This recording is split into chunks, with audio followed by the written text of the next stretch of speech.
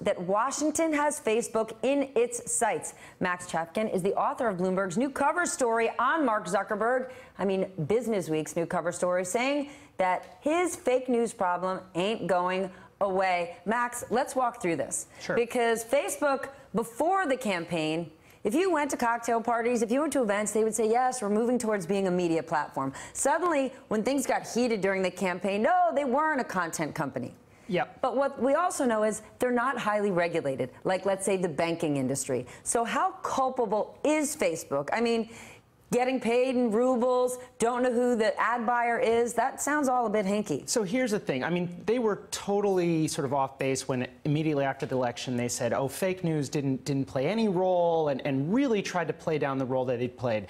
The challenge here is that it's not as if the Russians called up somebody at Facebook. They went online and bought these ads basically through this automated system. And so Facebook is going to try to figure out a way, and Mark Zuckerberg in that fireside address sort of talked about, that they're going to try to figure something out. The problem is their whole company is sort of goes against the idea of any kind of human intervention. So it's not clear that Facebook can really get its arms around this problem, or I'm sure they'll be able to at some point, but it's difficult. They can. In the investment banking industry, there are regulations. There are rules known as know your client. Yep. You can't suddenly get paid from an anonymous source from another country. That's a big no-no. The regulations, I think, are coming. Without a doubt.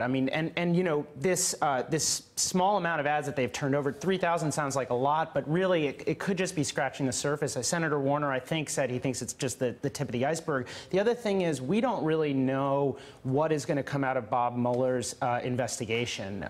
We think that he had a warrant, so he could have more documents, and really there's just a potential for a lot of ugliness. Plus, you have people both sort of on the left and on the right who want to regulate Facebook for different reasons. So I think it's just a matter of time, honestly, before Congress tries to take action. But in the defense of the tech industry, it wasn't regulated yet. The social media platforms have grown so quickly, regulation hasn't caught up with it. So is there real wrongdoing? We know that Twitter executives are scheduled to sit down with the Senate Intelligence Committee next week, specifically on the Russia probe. So social media, these big companies, the government wants to know who, what, when, where, how, and why.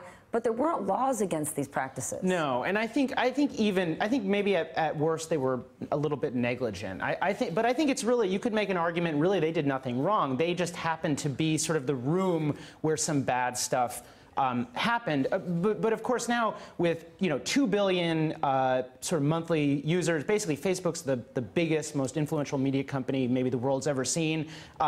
It would be, I think, naive to think they're not going to get regulated at this point. Steve Bannon himself spoke to Bloomberg last fall. I want to pull the quote where he said, "I wouldn't have come aboard, even for Trump, if I hadn't known they were building this massive Facebook and data engine."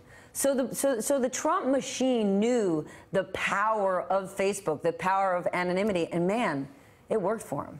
It did, and I think the Clinton campaign knew it too. I think the big story of the election. That is a great point. The Clinton campaign knew it and had a gazillion more dollars. Yeah, and Trump did it well. It's true, but I think we look back on the election. Leaving aside this Russian stuff, I think the role that social media played, whether the targeting was appropriate or inappropriate, was sort of one of the big stories of this election. Something people haven't really talked about. Okay, and also, don't we have to make the point?